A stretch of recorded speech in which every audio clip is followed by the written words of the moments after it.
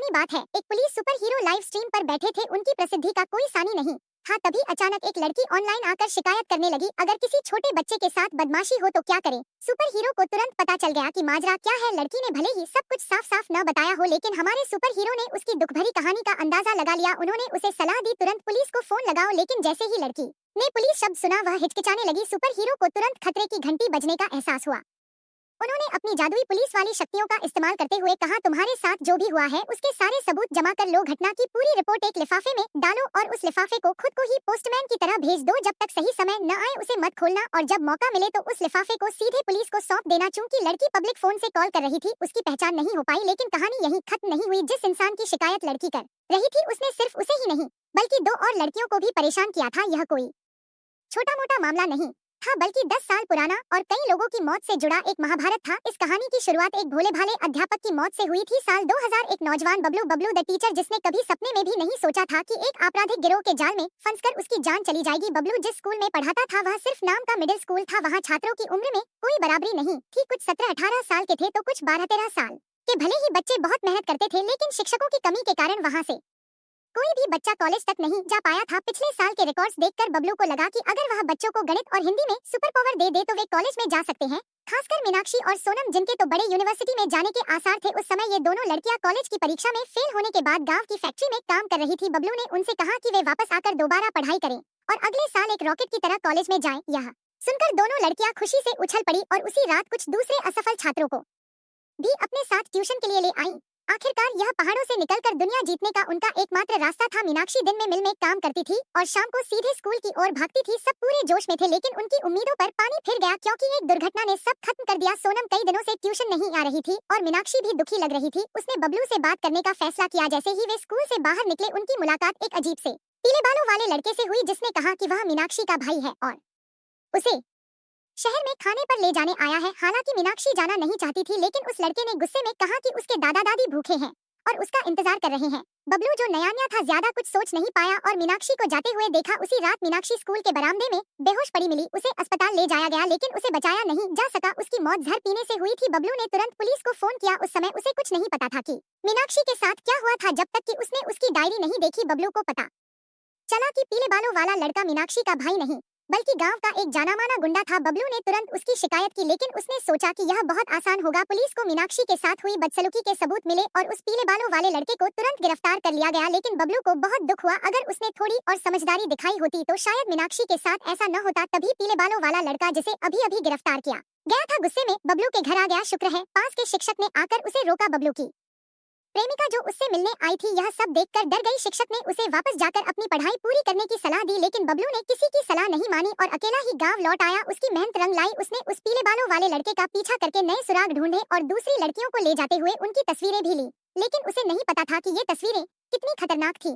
एक जादुई फोटो की दुकान के मालिक को इसमें एक मौका दिखा। उसने तुरंत उस पीले बालों वाले लड़के को फोन किया और उसके boss Raju Raju the gangster से मिला। अपने जुए के कर्ज को चुकाने के लिए उसने तस्वीरें और रील राजू को दे दी। बबलू, जिसे कुछ नहीं पता था, उन तस्वीरों के साथ पुलिस के पास गया, लेकिन उसके जाते ही राजू को एक फोन आया। फोन करने वाला पुलिस सुपर हीरो का दुश्मन inspector Bunty Bunty the corrupt police वाला था। उसी रात पीले बालों वाला लड़का फिर से स्कूल आया। उसने कहा कि वह तो बस एक कठपुतली था और उसके पीछे एक ऐसा इंसान था जिससे सब डरते थे। उसने बबलू को 3000 रुपए देकर रिश्वत देने की कोशिश की, लेकिन बबलू नहीं डरा। उसने कहा, मुझे परवाह नहीं है कि तुम्हारा बॉस कौन है, कानून से बड़ा कोई नहीं है। बबलू ने तुरंत अपनी कहानी लिखी और फोटो की दुकान की रसीद के साथ अपनी प्रेमिका को भेजी। उसे विश्वास था कि अंधेरे के बाद उजाला आता है, लेकिन उसने अगली सुबह सूरज नहीं देखा। आधी रात के बाद गांव की एक विधवा पिंकी पिंकी द विडो उसके घर आई, यह कहते हुए कि वह गर्म पानी लेने आई थी। कुछ दिनों बाद बबलू का शव मिला। पुलिस ने कहा कि बबलू ने पिंकी के साथ गलत काम करने के बाद आत्महत्या कर ली थी। सबको लगा कि सच्चाई दफन हो गई, लेकिन एक नौजवान वकील श्याम द लॉयर के आने से यह मामला फिर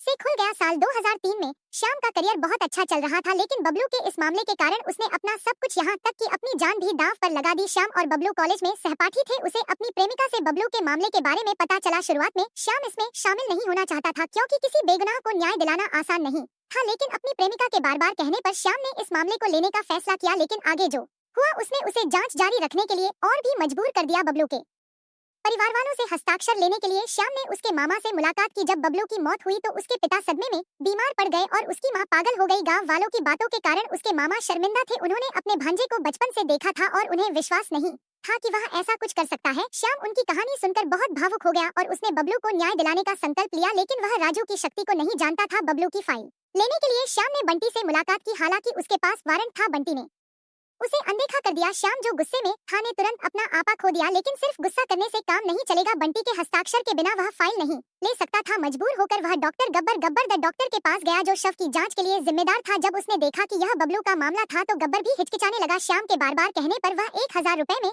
जानकारी बेचने को तैयार हो गया। बाद में उसे पता चला कि गब्बर श्याम की दृढ़ता को परख रहा था। उसने कहा, उस फोरेंसिक रिपोर्ट का निष्कर्ष मैंने नहीं लिखा था, निष्कर्ष बदला गया था। यह मामला तुम्हारे सोचने से भी ज्यादा मुश्किल है। गब्बर श्याम की क्षमताओं पर सवाल नहीं उठा रहा था, बल्कि उसे डर था कि श्याम का पद पर्याप्त नहीं होगा। श्याम ने कहा, मेरे पिता शहर के वकील हैं, क्या यह पर्याप्त है? कई कठिनाइयों के बाद श्याम को अंततः उस साल की रिपोर्ट मिली जैसा कि गब्बर ने कहा था। रिपोर्ट पर हस्ताक्षर मुहर के ऊपर थे। यह साफ था कि किसी ने परिणाम को बदल दिया था। अगले ही दिन बंटी ने उसे डांटा। उसने अपर्याप्त कारणों का हवाला देते हुए श्याम के आवेदन पर हस्ताक्षर करने से इनकार कर दिया। जांच शुरू होने से पहले ही श्याम को बार बार झटके लग रहे थे, लेकिन वह फिर भी नहीं रुका। उसने अपनी प्रेमिका के पिता शहर के मुख्य वकील से संपर्क किया। हालांकि उसके होने वाले ससुर ने मदद करने की कोशिश की, लेकिन अदालत ने मामला शुरू करने से इनकार कर दिया। लेकिन श्याम ने हार नहीं मानी। उसने कहा, अगर मुझे खुलकर जांच करने की इजाजत नहीं है तो मैं चुपके से जांच करूंगा। लेकिन इस कदम ने उसे खतरे में डाल दिया। वह बबलू के स्कूल गया, लेकिन उसी रात किसी ने उसकी खिड़की तोड़ दी। जब वह बाहर भागा तो हमलावर जा चुका था और उसके फोन पर एक धमकी भरा कॉल आया, अगर तुम मरना चाहते हो तो जांच जारी रखो। श्याम अंधेरे के आगे नहीं झुका। वह पिंकी के बारे में पता लगाने गया, लेकिन उसे फिर से कुछ नहीं मिला। लेकिन लौटते समय वह फिर से खतरे में पड़ गया। उसकी कार को जानबूझकर टक्कर मारी गई ताकि दुर्घटना का नाटक करके उसे मार दिया जा सके। यहाँ तक कि उसकी ब्रेक के साथ भी छेड़छाड़ की गई थी। सौभाग्य से आखिरी समय में श्याम ने अपनी कार को घुमाया, जिससे वह एक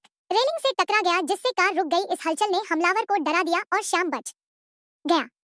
इन सभी घटनाओं ने उसे हार मानने पर मजबूर कर दिया। उसे पछतावा और डर महसूस हुआ, लेकिन गब्बर ने श्याम की ईमानदारी और बहादुरी देखी। वह जानता था कि श्याम डरा हुआ नहीं था, बल्कि उसे पता नहीं था कि कहां से शुरू करना है। इसलिए उसने उसे एक पुराने दोस्त, एक बूढ़े जासूस इंस्पेक्टर दबंग से मिलवाया। इस हॉटपॉट टिकड़ी का गठन किया गया था। इंस्पेक्टर दबंग ने एक बड़े मामले को सुलझाया था, जिसके लिए उसे प्यारे जासूस कहा जाता था। जब उसने सुना कि श्याम जांच छोड़ना चाहता है तो उसने उसे एक महत्वपूर्ण सुराग बताया।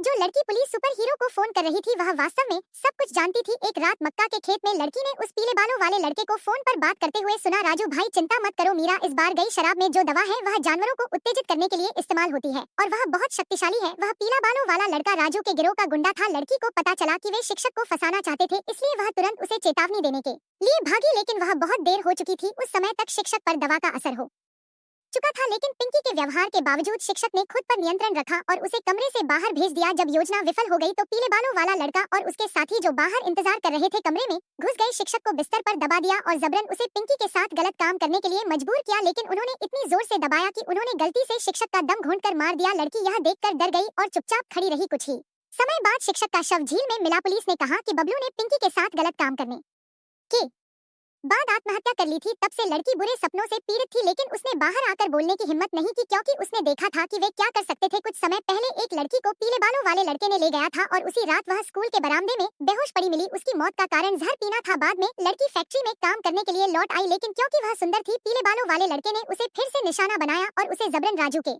क्लब हाउस में ले गया। लेकिन लड़की ने अभी भी पुलिस को फोन करने की हिम्मत नहीं की। जब तक उसने पुलिस सुपर हीरो का लाइव स्ट्रीम नहीं देखा तब तक उसने फोन करने की हिम्मत नहीं की। उसने निर्देशानुसार सबूत भी सुरक्षित रखे। बाद में उसने सुना कि इंस्पेक्टर दबंग ने कई मामलों को सुलझाया था, इसलिए उसने कोशिश करने के लिए उसे फोन किया। मैं कह रही हूँ कि बबलू को फंसाया गया था, लेकिन दुर्भाग्य से उसके मामा के आने से फोन कट गया। जब इंस्पेक्टर दबंग ने वापस फोन किया तो लड़की जा चुकी थी। चूंकि लड़की ने पब्लिक फोन का इस्तेमाल किया था, इंस्पेक्टर दबंग उसे कभी नहीं ढूंढ पाया। हालांकि वे अभी तक लड़की की कहानी नहीं जानते थे, लेकिन इस सुराग ने श्याम की उम्मीदों को फिर से जगा दिया। इस मामले की जांच करना बंद मत करो, बहुत अच्छा, मुझे भी शामिल करो। इंस्पेक्टर दबंग के जुड़ने से जांच आसान हो गई। चूंकि उन्हें फोन करने वाली लड़की नहीं मिली, उन्होंने पिंकी से फिर से जांच करने का फैसला किया। जब वे बात कर रहे थे पीले बालों वाला लड़का अचानक अंदर घुस आया। इंस्पेक्टर दबंग ने जानबूझकर उसे बाहर ले गया और उन्हें एक पुलिस वाला खेल दिखाया। सूचना की कमी के कारण इंस्पेक्टर दबंग ने कहा कि पीले बालों वाले लड़के ने सब कुछ कबूल कर लिया है और सारी जिम्मेदारी पिंकी पर डाल दी है। इस चाल से पिंकी का बचाव टूट गया। खुद को बचाने के लिए उसने सच बताया, मैंने शादी नहीं की है, बबलू की मौत हो गई। घटना से पहले मेरी सौतेली माँ मुझसे मिलने आई थी। उसने पूछा कि क्या मैं 10,000 रुपए के लिए किसी के साथ सो सकती हूँ।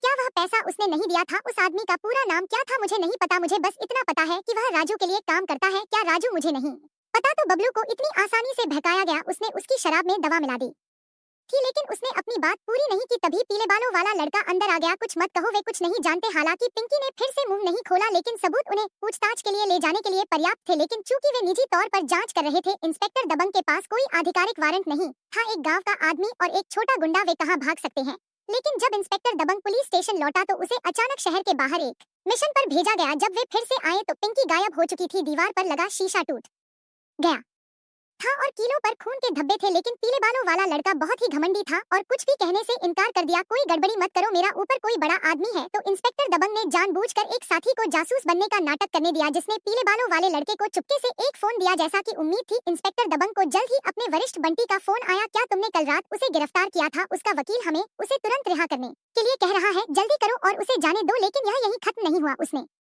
अपने साथियों से पीले बालों वाले लड़के के फोन के रास्ते का पता लगाने के लिए कहा और वे पीछे के बॉस तक पहुंचे, राजू के बॉस। राजू ने इस आदमी को फोन किया। यह आदमी बंटी के साथ 20 मिनट से भी कम समय तक बात करता रहा और 5 मिनट से भी कम समय के बाद बंटी ने मुझे फोन किया। यह आदमी कौन है? मुकेश अंबानी। मुकेश अंबानी वह बूढ़ा आदमी था जो शुरुआत में आया था। वह स्थानीय आइसक्रीम कंपनी का मालिक था। पीला बालों वाला लड़का इतना अहंकारी था क्योंकि उसके पास यह संबंध था, तो इंस्पेक्टर दबंग ने सीधे मुकेश अंबानी को बुलाने का फैसला किया और उसी समय पीले बालों वाले लड़के से पूछताछ करने के लिए इस जानकारी का इस्तेमाल किया। जैसे ही उसका बॉस पकड़ा जाएगा, वह तुरंत सब कुछ कबूल कर लेगा। ऊपर से समर्थन मिलने के बाद इंस्पेक्टर दबंग ने तुरंत अपनी टीम का नेतृत्व किया और मुकेश अंबानी के ऑफिस में घुस गए। लेकिन इस बार भी वे असफल रहे। इंस्पेक्टर दबंग ने मुकेश अंबानी और राजू दोनों को ले जाने की योजना बनाई थी, लेकिन राजू ने तुरंत देख लिया कि इंस्पेक्टर दबंग के पास मुकेश अंबानी के लिए कोई वारंट नहीं था। श्याम को उम्मीद नहीं थी कि इंस्पेक्टर दबंग सिर्फ दिखावा कर रहा था, इसलिए वह केवल राजू को अस्थायी रूप से ले जा सका। लेकिन मुकेश अंबानी खुद ही खड़ा हुआ और पुलिस स्टेशन जाने और जांच में सहयोग करने के लिए तैयार होने का नाटक किया। चूंकि इंस्पेक्टर दबंग व्यक्तिगत रूप से जांच कर रहे हैं,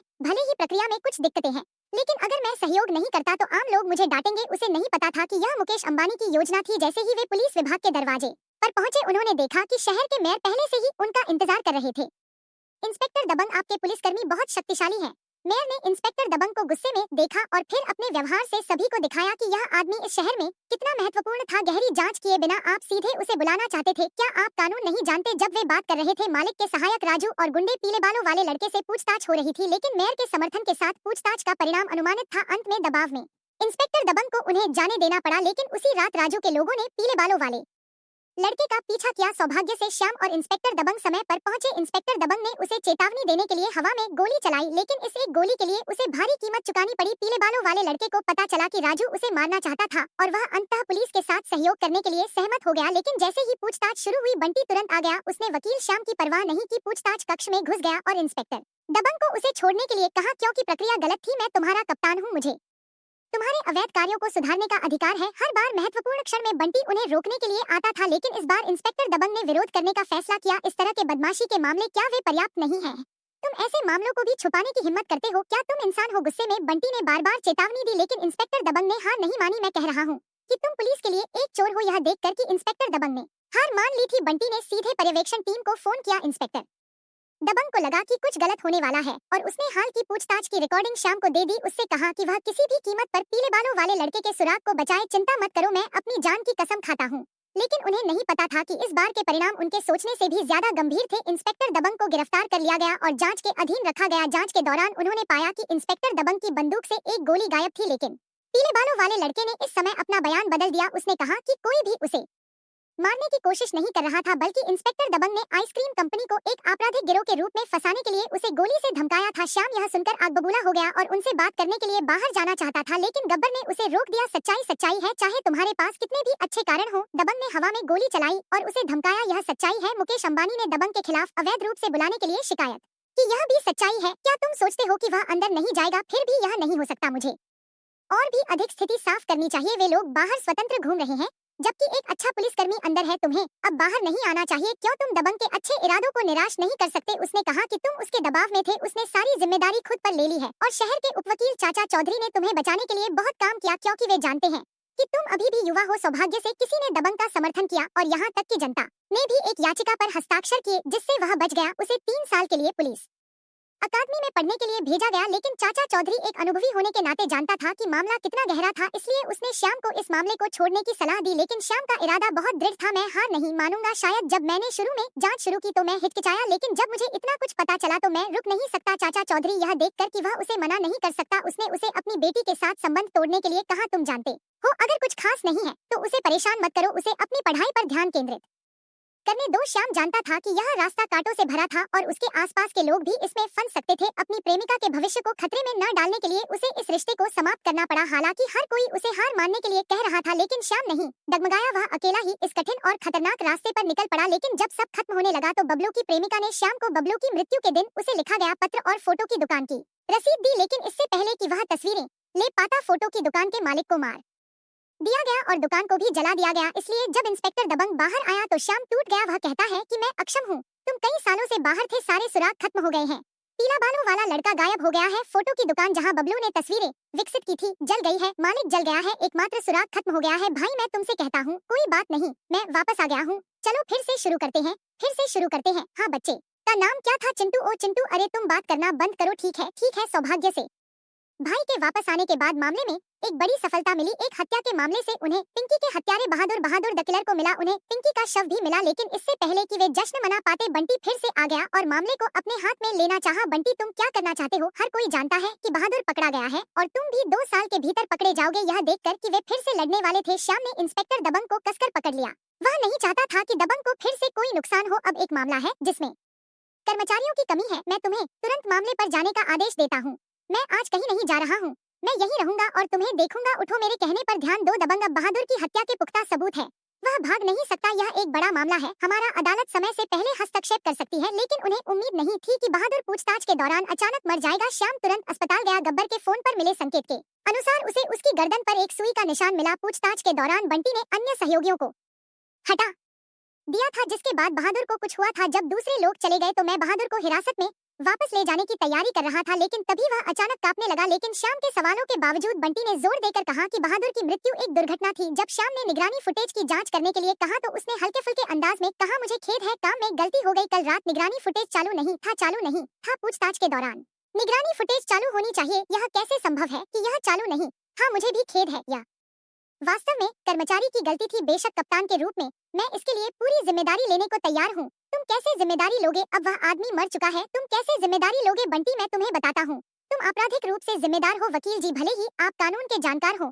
आपको कानून के अनुसार बात करनी चाहिए। संदिग्ध की मौत एक दुर्घटना थी, पुलिस विभाग ने कोई यातना नहीं दी, एकमात्र गलती निगरानी फुटेज चालू करना भूलना था। यह सिर्फ एक आंतरिक अनुशासनात्मक कार्रवाई है। श्याम को और भी आश्चर्य हुआ कि जब उसने शव की आगे की जांच करने के लिए कहा तो अगले ही दिन शव गायब हो गया। पता चला कि परिवार ने पैसे ले लिए थे और रात में शव को ले गए थे और जला दिया था। बहादुर तुम्हारा बड़ा भाई है, क्या तुम उसके बारे में कुछ नहीं कहना चाहते? अगर शव को नहीं जलाया जाता तो हमें बाकी 30,000 रुपए नहीं मिलते। जब इंस्पेक्टर दबंग और श्याम पहुंचे तो परिवार पहले ही राख को ले जा चुका था। इंस्पेक्टर दबंग यह सुनकर थक गया और पास की कुर्सी पर गिर पड़ा। श्याम भी स्तब्ध रह गया। उसी रात का पार्टी बहुत गंभीर थी। इंस्पेक्टर दबंग ने लाचारी से घोषणा की कि वह छोड़ना चाहता है, लेकिन श्याम ने हार मानने से इनकार कर दिया। बहादुर की हत्या हुई है और अब उसका शव भी जला दिया गया है। तुम और क्या जांच करोगे? मैं जांच करूंगा। मैं विश्वास नहीं करता कि मैं उनसे नहीं लड़ सकता, मैं लड़ता रहूंगा। तुमने परिणामों के बारे में सोचा है? तुमने अपनी पत्नी और बच्चों के बारे में सोचा है? उन्होंने इतनी सारी बुरी चीजें की हैं, वे पहले से ही बेशर्म हो चुके हैं। वे तुम्हें क्यों नहीं छूते? क्योंकि वे तुम्हें छूने की हिम्मत नहीं करते हैं, ना वे तुम्हारी पत्नी और बच्चों को धमकी